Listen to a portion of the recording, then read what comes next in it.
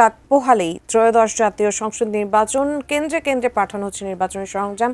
এ নিয়ে বিস্তারিত এবারে যুক্ত হব উপজেলা থেকে আমাদের প্রতিনিধি সজীব বিশ্বাসের সাথে। সজীব বিশ্বাস, আপনি কি দেখছেন আপনার কেন্দ্রে, আপনি যেখানে আছেন সেখানে কি অবস্থা, সরঞ্জামগুলো নিয়ে নির্বাচনী মালামাল সেখানে কি অবস্থায় পৌঁছানো হচ্ছে কিনা আমাদের জানাবেন।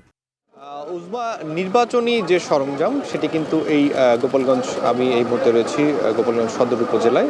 আপনি আমার পিছিয়ে দেখতে পাচ্ছেন যে যারা নির্বাচনী কেন্দ্রে যাবেন, প্রিজাইডিং অফিসার, আনসার, পুলিশ সহ বিভিন্ন মালামাল কিন্তু এখান থেকে বিতরণ করা হচ্ছে। এবং সকাল থেকে আমরা দেখছি যে বিভিন্ন কেন্দ্রের যারা দায়িত্বে রয়েছেন বা দায়িত্ব পেয়েছেন তারা কিন্তু সকাল থেকেই এখানে আসছেন এবং আসার পরে তাদের যে নির্বাচনী সরঞ্জাম সেটি কিন্তু বুঝে নিচ্ছেন।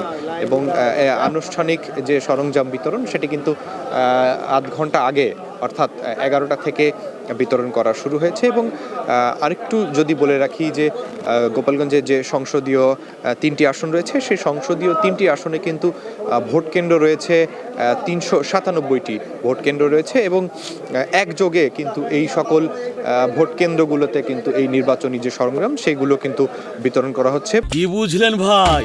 অনলি যেটাই চাই।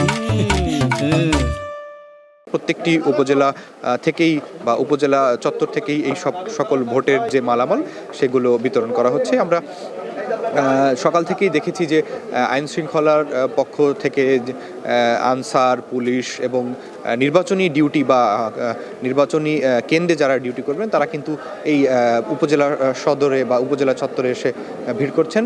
এবং একটু বলে রাখি যে গতকাল কিন্তু জেলা প্রশাসকের বাসভবনের রাস্তায় কিন্তু দুর্বৃত্তরা একটি ককটেল বিস্ফোরণ করেছে। এবং পুলিশের পক্ষ থেকে আমাদেরকে জানানো হয়েছে যে জনমনে ভীতি ধরানোর জন্য বা জনমনে ভীতি কাজ করানোর জন্য এরকম একটি তুচ্ছ ঘটনা হয়েছে। এবং এর আগেও কিন্তু আমরা দেখেছি যে জেলা জায়রা আদালত বিচার জেলা জায়রা জজের যিনি বাসভবন রয়েছে তার বাসভবনেও কিন্তু ককটেল ফোটানো হয়েছে। এবং এর আইন শৃঙ্খলার যদি একটু কথা বলে রাখি যে আইন শৃঙ্খলা কিন্তু প্রশাসনের পক্ষ থেকে কিন্তু ব্যাপক নেওয়া হয়েছে। তো সব কিছু মিলিয়ে নির্বাচনী পরিবেশের সার্বিক পরিস্থিতি এই ছিল আমার কাছে সর্বশেষ।